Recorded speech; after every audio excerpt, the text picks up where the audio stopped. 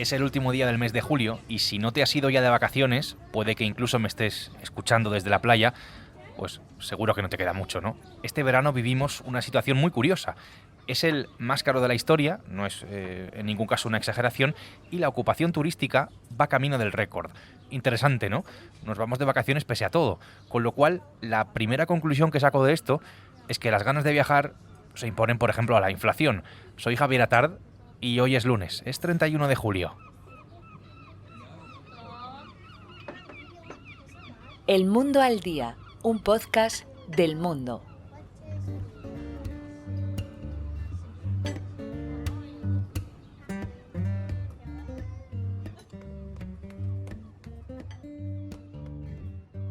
Más turistas que nunca, con los precios más altos de la historia, ese es el principal titular, pero claro, para llegar hasta ese punto es necesario justificarlo, ¿no? Ofrecer una explicación.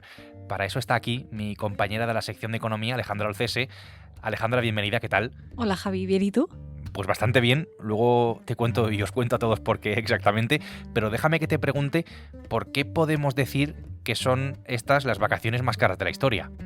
Bueno, pues si tenemos en cuenta que los precios llevan subiendo de forma ininterrumpida desde antes de la pandemia y que desde el año 2019 acumulamos una subida promedio del 15%, pues los precios este año van a ser más altos que los del año pasado lo fueron más que los del año precedente. Yo creo que sí se podría decir que nos encontramos ante uno de los veranos, si no el más caro de la historia.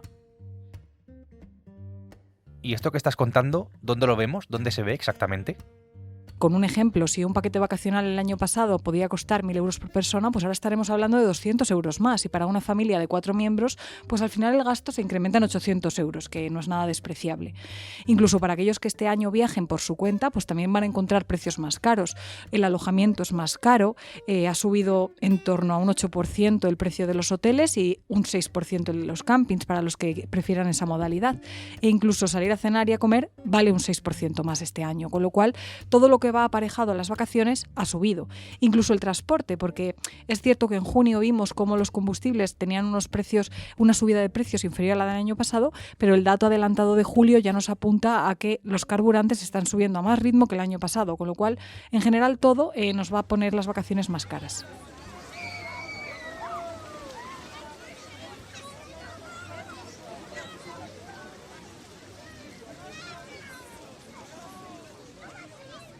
En las playas de España, sobre todo en las del Mediterráneo, no cabe un alfiler, los datos de ocupación son altísimos. Y para analizar esto, he invitado a Fede Fuster, que es presidente de Osbec. Fede, ¿qué tal? Muy bien, Javier, ¿qué tal? Bueno, Osbec es la patronal hotelera de la Comunidad Valenciana, la más potente de España, la segunda en número de camas. Explicaba a Alejandra, Fede, eso de que son las vacaciones más caras de la historia. Por los datos que tenéis de este verano, ¿constatáis de alguna manera esta subida de precios histórica? Nosotros hemos detectado una subida de precios de en torno al 20%. Sí es verdad que los costes han subido por encima del 30%. Entonces, bueno, a día de hoy somos menos rentables de los que éramos antes de la pandemia. Esa subida de costes se ha trasladado una parte de los precios, pero no toda. Así que, bueno, tenemos trabajo por hacer, ¿no? Tenemos que seguir invirtiendo en materia de eficiencia, ¿no? Sobre todo de eficiencia energética. Hay que entender también que nosotros los precios muchas veces los ponemos de un año para otro, ¿no? Entonces, el año pasado, aunque las cifras de ocupación fueron muy buenas, la rentabilidad fue bajísima porque los precios se dispararon, sobre todo con el tema energético, ¿no? En marzo, abril, ahí ya teníamos los precios fijados desde el año anterior y aunque el verano fue bueno, se vendió a precios en la que no pudimos trasladar esos costes, ¿no? En cambio, este verano sí que se ha trasladado una parte de esos costes a los precios y es la demanda la que marca el precio. En enero no hay demanda, el precio es muy barato, en agosto hay mucha demanda y el precio es muy caro. O sea, es la demanda la que marca el precio. Ahora hay mucha demanda, pues se puede vender más caro y cuando no hay demanda, pues se vende más barato. Entonces, el que ha reservado con mucha antelación, pues reserva en momentos de baja demanda con antelación y se beneficia de un precio muy competitivo y muy bueno y sus vacaciones este verano no son en absoluto caras. Y el que, bueno, pues quizá no ha podido o no ha sabido o ha tenido que esperarse a última hora, pues sí, ese está pagando un precio más caro y puede ser que se esté pagando esas vacaciones tan caras que decís. Los precios están de récord, pero también la ocupación, y esto me resulta interesante, Fede, por todo lo que revela, ¿no? Antes de entrar en esa cuestión, ¿qué previsión tenéis para este agosto que empieza y cómo está siendo hasta ahora el verano? Desde San Juan, que para nosotros es un poco el pistoletazo de salida, final de junio y julio, ha sido muy, muy, muy bueno. tenemos ocupaciones muy altas en las tres provincias, Castellón, Valencia, Alicante, por encima del 90%. Julio, el dato más alto de ocupación lo tiene Gandía, por encima del 95% de ocupación. Yo creo que los próximos días se venderá lo que queda de inventario para agosto y vamos a llegar a cifras récord, ¿no? Insisto, 93, 94, veremos 95% en muchos casos. Esto ya sabes que va por barrios. Benidorm siempre tiene datos punteros, Gandía, Peñíscola, Benicàssim, bueno, son ciudades, Valencia ciudad, que siempre tiene datos muy buenos, pero también los demás, ¿no? Ciudades que igual piensas que están un poco un pasito por detrás, pero que tienen datos muy buenos, ¿no? Como Alcocebre, como Puerto Sagunto, Torrevieja, Guardamar, en fin, estamos muy contentos, la verdad es que muy contentos. Acabas de decir, Fede, acabas de hablar de localidades en las que ahora en verano hay un gran predominio, por así decirlo, del turismo nacional, turismo de otras partes de España que pasa pues sus vacaciones, ¿no? Estos días en la Comunidad Valenciana. Sí, principalmente el verano en la Comunidad Valenciana es dominio del cliente nacional. Entonces, esto va un poco por barrios, como te decía, pero bueno, en general la media podríamos decir que estamos un 70% nacional, un 30% internacional. La cifra casi es la contraria en invierno, ¿no? Pero julio, agosto y casi la primera semana de septiembre es territorio principalmente nacional.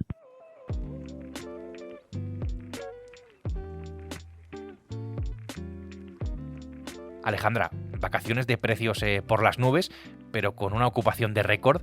La lectura que hacemos es que los españoles tenemos ganas de irnos de vacaciones, pese a la inflación, pese a los precios y pese a lo que sea. Parece paradójico, ¿no? Pero yo creo que, o diría que es una cuestión de confianza y de expectativas. Los españoles hemos visto en lo que va de año que la recesión que tanto temíamos no se ha materializado. La economía está resistiendo y eso nos da optimismo. Si a eso le sumamos que la inflación en lo que va de año ha registrado una senda descendente, porque hemos pasado del entorno del 6% en febrero a más o menos el 2% ahora, pues aunque los precios no bajen, sí que los consumidores pueden tener una sensación positiva de que la inflación se está moderando y de que, bueno, el escenario es positivo y eso puede invitar al gasto. Y ya como último factor yo citaría un tema cultural, ¿no? Creo que los españoles por nuestro carácter pues preferimos a lo mejor ahorrar menos o incluso quedarnos igualados en nuestros ingresos y gastos y no prescindir de nuestras vacaciones que nos las hemos ganado después de tanto tiempo, pues lo hacemos, ¿no? Y a lo mejor un alemán que se encuentre en nuestra misma situación pues no lo haría porque son más precavidos. Creo que es una cuestión cultural. Si nos vamos a otro de los puntos más turísticos de España, Baleares, descubrimos una realidad que es idéntica. Edu Colom es el delegado del Mundo allí. Hola, Edu. Hola, Javi. Hola a todo el mundo. Es lo que descubre uno cuando habla con aquellos que veranean, por ejemplo, en la isla de Mallorca. Sí, eso es lo que te dicen los ciudadanos, los turistas que he podido entrevistar en Mallorca, que han estado de vacaciones aquí, pues te dicen eso. Para nosotros las vacaciones son una prioridad. Esto, según los expertos con los que yo he hablado, de agencias de viajes, de operadores turísticos, te dicen que es algo que se ha reforzado después de la pandemia. El hecho de que la gente durante mucho tiempo no pudiera moverse les hizo percibir que poder viajar forma parte de las cuestiones prioritarias en la vida y en el ocio de las personas, probablemente en la construcción de su felicidad, ¿no? Y eso es lo que uno percibe. Muchos turistas vienen y te cuentan pues, que para ellos hacer un esfuerzo durante todo el año, incluso después apretarse el cinturón después de las vacaciones, es algo a lo que no van a renunciar porque no quieren dejar de ir de vacaciones y pasar estos días en Mallorca. Fede, esto los hoteleros entiendo que lo notáis mucho, que estamos en un momento los españoles en el que no cambiamos las vacaciones por nada.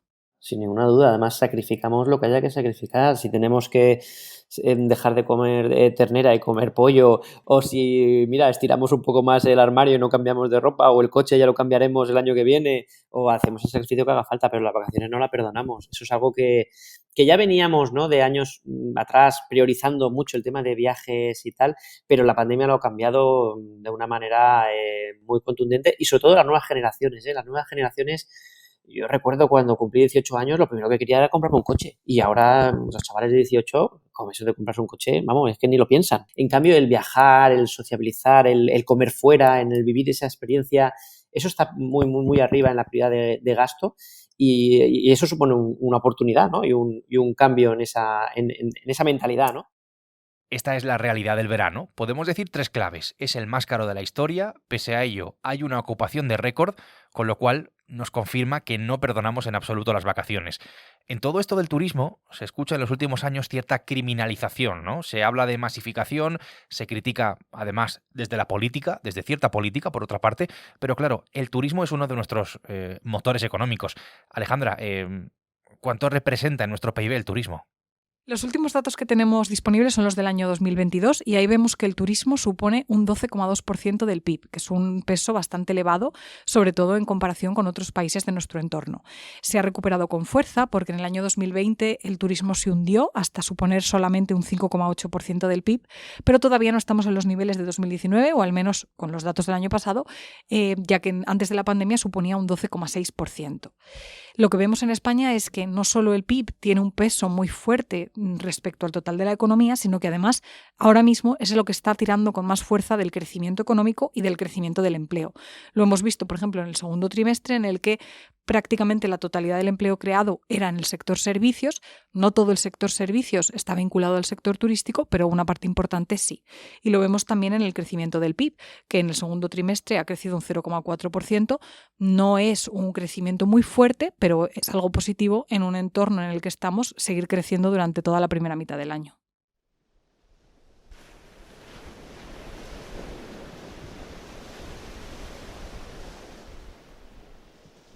Bajo mi punto de vista, sabiendo nuestra realidad y sabiendo nuestro modelo económico, resulta bastante irresponsable demonizar el turismo, ¿no? Y lo que significa.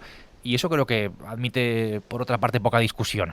Eso no quita que haya situaciones que son bastante llamativas. Ponte en situación, fíjate, una cala mediterránea, agua cristalina y 3 horas de cola, Edu, para acceder a ella. Escaló Moro, en Mallorca. Bueno, Escaló Moro es un lugar, es un enclave más dentro de la cantidad de lugares paradisíacos que hay en las Islas Baleares y yo diría que en todo el litoral español. Pero sí que es cierto, como apuntas, que ha sido un símbolo para los ciudadanos de Mallorca, un símbolo de esa masificación. Es la cala donde hace unos años pues vimos esas imágenes famosas de gente que tenía que hacer cola durante 3 horas incluso para poder acceder a la playa. Muchos de ellos atraídos por el efecto de imán de las redes sociales, ¿no? Un efecto que sin duda alguna llama y atrae a la saturación de esos lugares que son paradisíacos, como digo. Se da la circunstancia, desde mi punto de vista absolutamente lamentable, de que muchos de los turistas que acuden van, se hacen la foto, a duras penas se dan un chapuzón y se vuelven a sus lugares de estancia, ¿no? Es decir, se ven atraídos por la imagen para poder proyectar en las redes sociales que han estado allí, y eso al final tiene un alto coste ambiental, un alto coste de impacto humano sobre esos lugares que, como digo, deberían preservarse.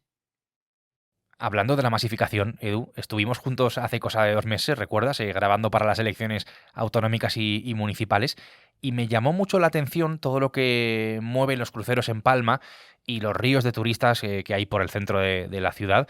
Recuerdo además a algunos vecinos algo molestos, alguna situación incómoda, ¿no? Molestos con la situación. Pero claro, el turismo es lo que mueve nuestra economía. Esto, en todo caso, lo que hace es abrir un debate que es incluso político.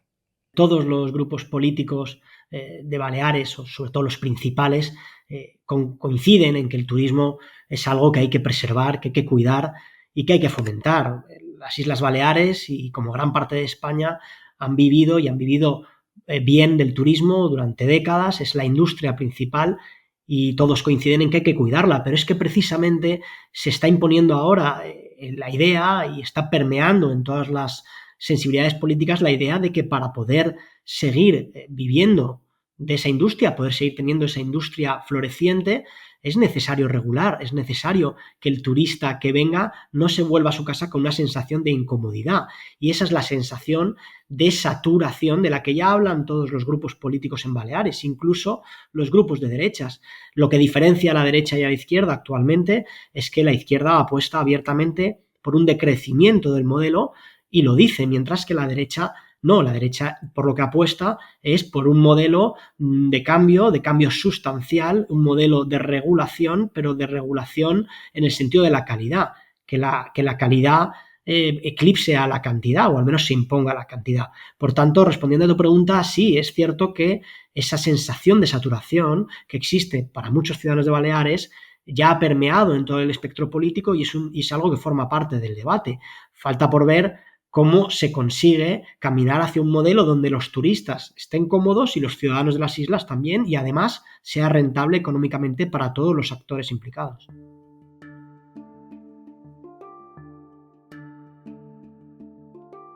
Fede, desde Osbeck y a ti como hotelero, este debate de la masificación, ¿qué te parece? ¿Qué os parece? ¿Qué lectura hacéis de todas las críticas de esta manera al turismo? Hay una base real en esto, lo que pasa es que las críticas están muy mal dirigidas y muy mal orientadas, pero es cierto que hay lugares, y hay momentos y hay circunstancias que está creando unas externalidades negativas. Por ejemplo, el tema de los cruceros, ¿no? También ocurre en Palma, ¿no? Es perfectamente sostenible el tema de los cruceros, pero hay que gestionarlo. Lo mismo ocurre con las viviendas de uso turístico, ¿no? Porque el uso residencial y el turístico en un mismo edificio genera mucha conflictividad, también satura zonas de las ciudades. Insisto, creo que es un tema de gestión, porque al final, cuando ves las plantas hoteleras, la planta hotelera nacional en los últimos 15 años apenas ha crecido un 4 o un 5%. Estos problemas no sale de los hoteles, de los bloques de apartamentos, de los campings, de lo que es la industria tradicional, ¿no? Esto ha nacido del boom de los cruceros y del boom de las viviendas de uso turístico, y es un tema principalmente de gestión y regulación, porque si no mataremos la gallina de los huevos de oro, que es el turismo, que como bien dices es una parte, bueno, es la parte más importante del PIB del Estado. De ahí pagamos las nóminas de los policías, de los médicos, de los profesores, de las carreteras, y esto hay que mimarlo, hay que cuidarlo, y en cuanto hay al más mínimo roce, al más mínimo problema, ahí tenemos que estar para regularlo, y esto tiene solución, pero hay que aplicar tecnología, hay que aplicar sentido común y no hay que tener miedo a regularlo. Bueno, pues es interesante, ¿no? Escuchar a los hoteleros y ver cómo ven esta situación de críticas, sin criminalizar, por supuesto, a un sector que mueve nuestra economía y desde la responsabilidad. Hemos hablado de que nos vamos de vacaciones, caiga quien caiga, haciendo esfuerzos, pero no lo perdonamos en ningún caso. Claro, esto es en verano, todo se ve, Alejandra, de otra manera, pero la vuelta al cole en septiembre, el otoño, ¿cómo va a ser para nosotros económicamente? Bueno, siempre es muy difícil contestar a esta pregunta incluso para los expertos. La mayoría de economistas sí que prevén que haya una desaceleración del crecimiento y del empleo en la segunda mitad del año. Esto se va a producir cuando el endurecimiento de la política monetaria, la subida de los tipos de interés que está llevando a cabo el Banco Central Europeo, realmente empiece a hacer mella en las familias, que vean que su cuota hipotecaria ha subido tanto que realmente se ven obligadas a reducir su consumo, o en las empresas, que les cuesta financiarse o les cuesta devolver los préstamos que tienen en vigor y por tanto retraen su inversión. Cuando el consumo y la inversión realmente se vean afectados es cuando empezaremos a notar ese enfriamiento.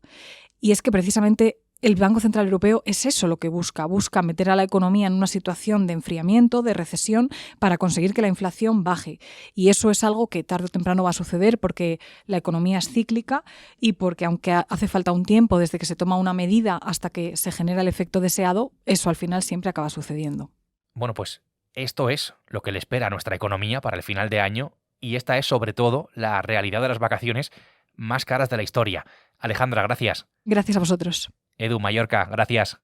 Gracias, Javi, gracias a ti. Fede Fuster, presidente de Osbeck, un placer, muchas gracias. Gracias a vosotros, un saludo.